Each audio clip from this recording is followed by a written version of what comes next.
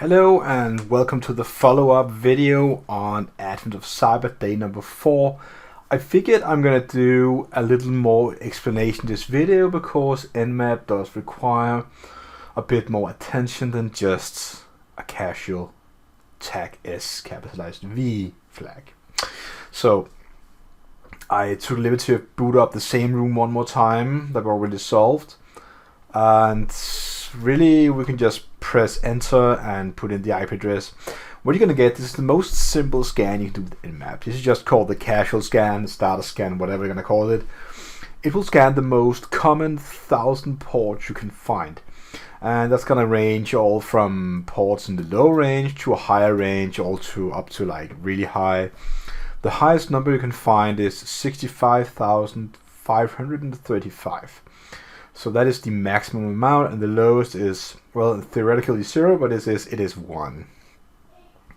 You're gonna see these 4 ports which are open when you type the NMAP command and the actual IP address. Now, what you see here is the ports. It's gonna tell you the typical protocol used from the transport layer, and it will tell you the state of open, which can be counted for as true. The service here is just a approximation or a guess from NMAP. If you want, as we learned in the video from day 4, version scan, you can add on the tag S capitalized V flag, and it will then take a bit longer to perform the scan, because really what happens is that it takes to send different commands to the service, trying to communicate with it in a certain way to grab its banner. As you can see, the banner is right there, and the banner is just the, when I say banner, it's like banner as BANNER. So that is basically what you will get if you connect to it using, for example, Netcat. That could be achieved by using Netcat 10, 10, 59, 29, and then type in 80, for example. Then you are connected, and if I just press enter, you will see that, okay, so you got something back. It looks like a HTTP server. It does say Apache and stuff like that. And as you can see, this is the banner. The server banner is going to be 0.2, 0.4, 0.29, which is exactly the same thing written right there, apart from this word right there. Anyways, just the quick and dirty way of doing it is just pressing enter and see what happens. Sometimes you need to fire off a command because the server is silent and does only respond to recognized commands. Letting NMAP do that work for you is just a bad idea. Now, another very interesting we also talked about in the video is if you're gonna do a SS scan, which is a SYN flag scan. In most occasions you need to do sudo, which is a super admin do. Go ahead and type in your password for your sudo root user. In this particular case, the user is Kali on my Linux Kali machine, which is running as a virtual machine that I downloaded directly.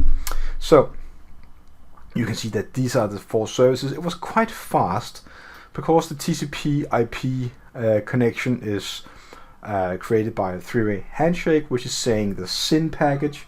Then it's gonna be like ACK. Maybe I should basically show that.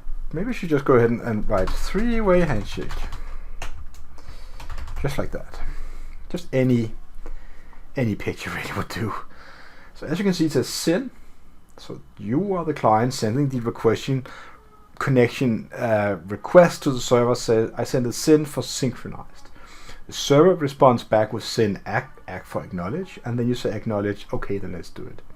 Then you will establish connecting the 2 sockets, and each part will be open for connection for TCP, the protocol on the transport layer.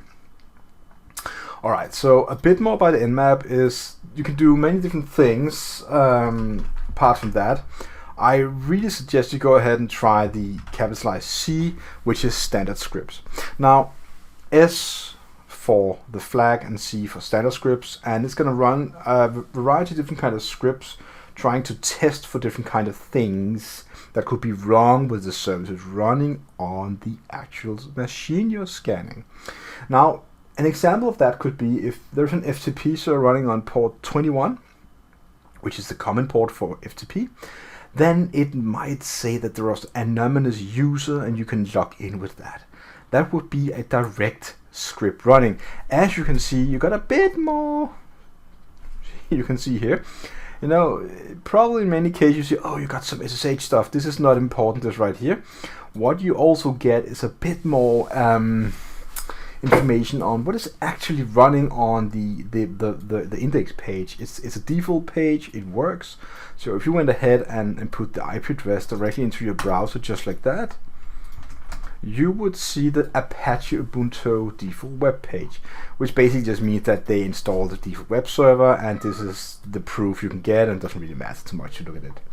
You can see that it did try to run different kind of scripts. There is a guest level account and authentication level user, challenge response supported, and this is the actual script that's being run on NMAP, trying to test for different kind of access modes on different kind of things. In this particular case, it's a SMB file share. Nothing much here is going on, but depending on what you which kind of service you're doing a standard scripts on, you will get different responses, and sometimes you're gonna see that, for example, with the FTP server, that it was anonymously possible to log in with that, which is also being tested directly through different kind of scripts. So about NMAP, you know, for most TryHackMe rooms, in this particular case, I always just type that and present it. This is what I go with. Sometimes I even do a TAC-P tag, because that is an all port scan. It's going to take a bit longer, and the more flags you put on, it's going to take a longer. There are different ways of using NMAP on a Windows machine, where you need to put on this particular flag which says no ping. If you want to go ahead and see NMAP, so go ahead and write NMAP and press enter, you can see that you're going to get a lot of spam to the console, and they can read about all different kind of flags. You can see, like, if you want to, for example, to take the operating system running, you can just do the tag O, but you will also know that you don't really need to do that, because it's tag P, capitalized P, small n. I did it reversely. As you can see, I reversed it. It was capitalized P, small n. There are so many different ways you can, you know, configure your running NMAP, and I would say it's a really good idea to check out the different kind of scanning techniques. Also, you're gonna do a specific port. You can do, for example, let's say you just want to do the port 80. You can do port 80, for example, just like that, and you're gonna get only one port. It is possible for you to do like a comma separated. I think it is. Maybe you need to, without the space, yeah, and that's a bit, you know, strict. No space. It's like, yeah, but couldn't they just, well, they didn't program it that way, so use it the right way and it will return to you with the exact thing you ask for. I think for this video was just an extension of the NMAP on Admin Cyber and port scanning. I suggest you go ahead and use the things that I talked about. To recap it really fast, I definitely use scan for services and versions, standard scripts, and sometimes if you're scanning a Windows server, it could also be a Linux server, they usually disable the ping, so you cannot go ahead and type ping, so you will get a falsified NMAP scan no matter what you do. So just do no host discovery, so not no ping, and also just full port scan like that. This is what I usually do when I do TryHackMe rooms. This is what I suggest you do. You can always add on output files and stuff like that. So also next time, also next day, I'm going to see you again. Have a really nice day and have a happy December. See you.